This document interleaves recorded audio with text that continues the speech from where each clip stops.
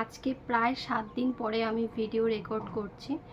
কারণ হচ্ছে এই 7 দিন আমার চ্যানেলে কিছু প্রবলেম হয়েছিল। তরফ থেকে আমার চ্যানেলে একটা স্ট্রাইক দেওয়া হয়েছে, সেটার জন্য 7 দিন আমার চ্যানেলে আপলোড বন্ধ রাখা হয়েছিল। দেখো, আমরা একটা চ্যানেল এত কষ্ট করে তৈরি করি, হয় না যে আমার এই চ্যানেলটার বয়স প্রায় 3.5 বছর।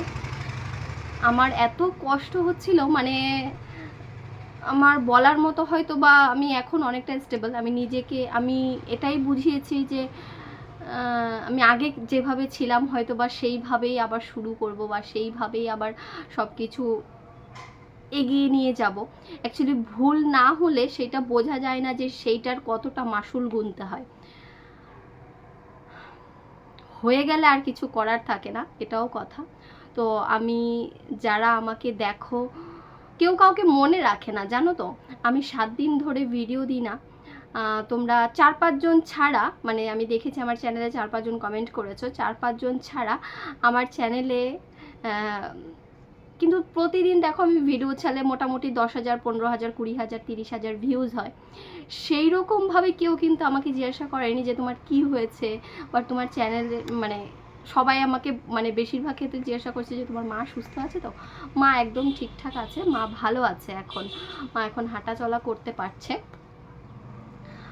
মেনলি এই প্রবলেমের জন্যই, মানে চ্যানেলে যেহেতু স্ট্রাইক এসেছে, আর প্রথম স্ট্রাইক আসলে কি হয় যে 7 দিনের জন্য আপলোড বন্ধ করে দেওয়া হয়। তো আমার চ্যানেলের ক্ষেত্রেও সেটা হয়েছে।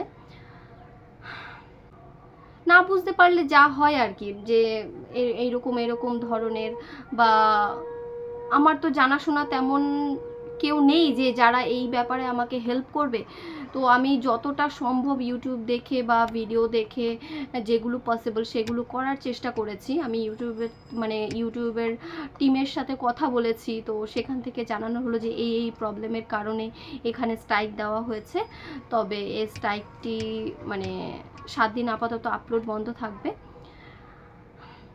ভুল না হলে সত্যি বোঝা যায় না যে সেটা কত বড় রকমের ভুল, বা কত বড় রকমের একটা, এত সুন্দর করে একটা চ্যানেলকে বয়ে নিয়ে এসে লাস্টে এরকম ধরনের, মানে মেনটেন করাটা খুবই কঠিন।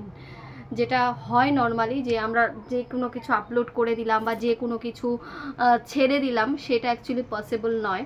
কারণ ওটা ইউটিউবের কিছু গাইডলাইন রয়েছে। তো সেই গাইডলাইনের তরফ থেকে আমাদের যখন এটা জানানো হয়, অ্যাকচুয়ালি ইউটিউবের কিছু গাইডলাইন রয়েছে যেগুলো আমরা সব সময় হয়তো বা ফলো করতে পারি না, বা এত কিছু তো পড়ে মেনটেন করে সব কিছু করা সম্ভব হয় না।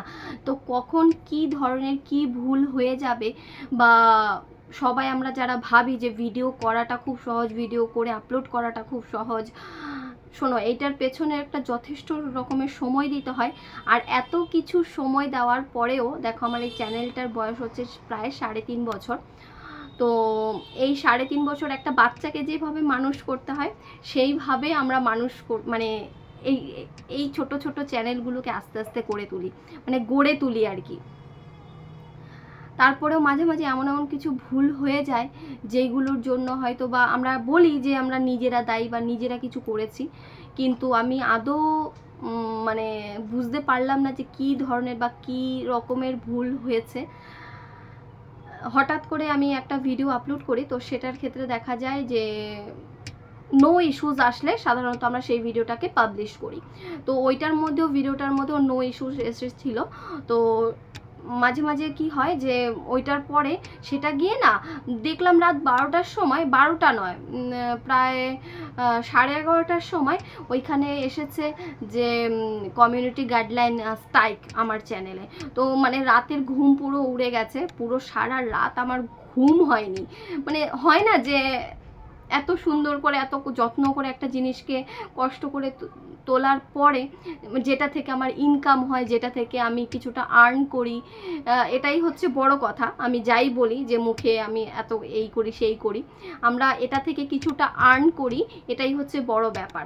তো সেই কারণে মানে এতটা কষ্ট হচ্ছিল যে এত কষ্ট করে চ্যানেলটাকে গড়ে তুললাম, এত কষ্ট করে চ্যানেলটাকে সত্যি কথা বিশ্বাস করো, রোজ আমি ভিডিও দিতে না পারলেও বা তোমাদের সাথে কথা বলতে না পারলেও চেষ্টা করি দেওয়ার জন্য, চেষ্টা করি নিজের টুকু শেয়ার করার জন্য।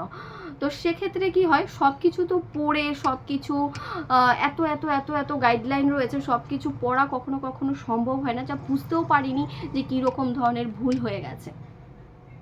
তারপর ইউটিউব কোম্পানির সাথে তখনই প্রায় 12:30 1টার দিকে আমি কিছু কিছু ভিডিও দেখে সেটাকে সলভ করার চেষ্টা করলাম।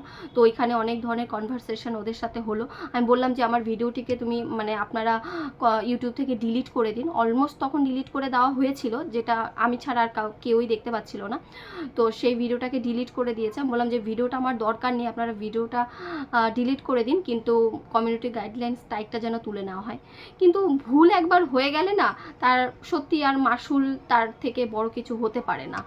তো হয়ে গেল, আর 7 দিন আজকে কমপ্লিট হয়েছে। তো আজকে আমাকে নোটিশ দেওয়া হয়েছে যে পেনাল্টি পিরিয়ড শেষ হয়েছে, আজকে থেকে আমি আপলোড করতে পারবো। আমি কিছু আর বলার নেই, সত্যি মানে এত কষ্ট হচ্ছিল এতদিন যে চ্যানেলটার মধ্যে অনেকের চ্যানেল আমি শুনেছি যে ডিলিট করে দেয় ইউটিউব থেকে।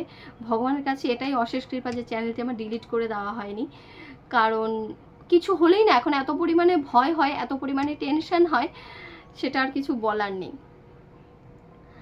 যাই হোক, 7 দিন কেটে গেছে, আশা করি সেই রকম ধরনের ভুল নয়, মহা ভুল যেটার জন্য আমার চ্যানেলটি চলে যেতে পারতো, সেই ভুল আর কখনো না করারই চেষ্টা করব।